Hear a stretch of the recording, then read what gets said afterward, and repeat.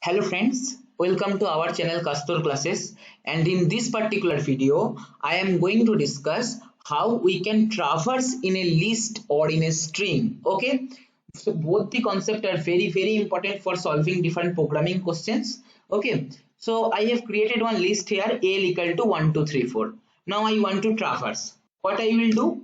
For I in L. Okay, so if you write this for I in L, what will happen?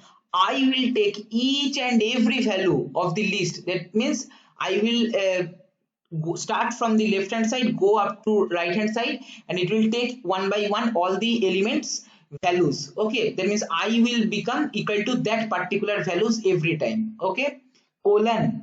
Now enter. Okay, print. I am simply printing I. Okay, now if I run, see, you will be getting 1 2 3 4. That means I is taking first in the first value is 1, then next time 2, next time 3, next time 4, like that.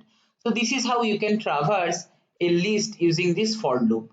Now suppose you don't want to implement for loop, you want to use some, you suppose using while loop. Okay, what you can do? Very simple. For that, first you have to define the length of the list. Okay, w equal to length of l. Okay, now I am defining one variable I equal to 0. Now while I less than w, understand it very carefully. Let me write the code, then I'll clarify the logic. Okay, print l of I, then I equal to I plus 1. Okay, so what I am doing, first I have calculated the length of the list, and then I have initialized one variable with value 0. Then what will do, I will keep on incrementing this variable. Okay, up to what? See, if you remember the indexing concept in list, which I have already discussed in my previous video, I told you that the index starts from 0, and suppose for here in this particular case length is 4, and what is the maximum index? 0 1 2 3. So this particular 4 last element value corresponding to index 3, right? So basically maximum index is always equal to length minus 1. So basically length minus 1 means we can write like this, I less than w, that is I less than length. Okay, that means we can say, in other words, I less than equal to w minus 1. Okay, no issue in that. That is I less than equal to length minus 1 also we can say. And L of I we will be printing, that is we are extracting the element, that particular index element, using this particular indexing concept, and then we are incrementing our I variable. If we run, see what we will be getting, missing parenthesis call. Okay, sorry.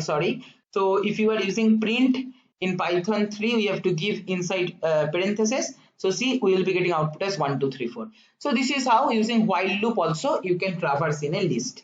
Same concept you can apply in a string. Suppose string I am defining hello. Okay, now I want to print. So for I in S, okay, print I. So traversing in a string means you have to extract one by one characters. So what will happen? Like here we have implemented for I in L. What I was doing, I was taking the element values of the list. Similarly here I will be taking the character values of the string. Okay, if I run, see HELLO. Okay, that is one by one character it is taking and it is printing. Okay, same like that if you want to implement while loop. Okay, do that, no issue in that. U equal to len of S. Okay, then I equal to an empty variable I am defining, then while I less than U. Okay, or you can write as I told you, less than equal to length minus 1, that is U minus 1. Anyway, you can follow print of U of I. Okay, then I equal to I plus. That's all. If I run, I will be getting some error. Let us check. Okay, sorry, not U of I. U is basically length. My string name is S. Sorry, S of I. Okay. So see, HELLO. That means I is taking one by one characters. Okay. So like that you can traverse in a list. Like that you can, same way you can traverse in a string. Now we have seen lots of similarities in between string and list, right? We have seen len is used for both the case to calculate the length. traversing is almost same, right? So one more thing I want to show you, as we have already discussed string and list. Now it is very important to know how you can convert a string to a list. Okay, so a is equal to, I am taking one string, hello world, welcome to Python. Okay, so this is one string, right? Okay, for the time being, for the simplicity purpose, let me take welcome to Python only. So welcome to Python, this is one string, right? Now you want to form one list using the words of the string. So welcome will be one element, to will be another element, Python is another element. How you can do that? See, understand it very carefully. How you are splitting this particular string based on the spaces, right? This space is indicating two different words. Okay, so what you can do, g equal to h dot, see, we have to split this particular string and form the list. So split inbuilt function is available. Then based on what we are splitting, see, I told you empty spaces, right? So you have to give inside split parenthesis, you have to give this one. If you run now, if I suppose print G, I'll be getting welcome to Python. This is one list where elements are welcome to and Python. Suppose I want G of 1, I will be getting 2 because the list, the index at index position 1, 2 is present. So like that you can use split to convert a string to the list, but you have to specify the delimiter. Delimiter means what is basically dividing the two particular part, that may be space, but always it need not be space. Okay, suppose I am my delimiter in this particular case in between two words is hyphen instead of space.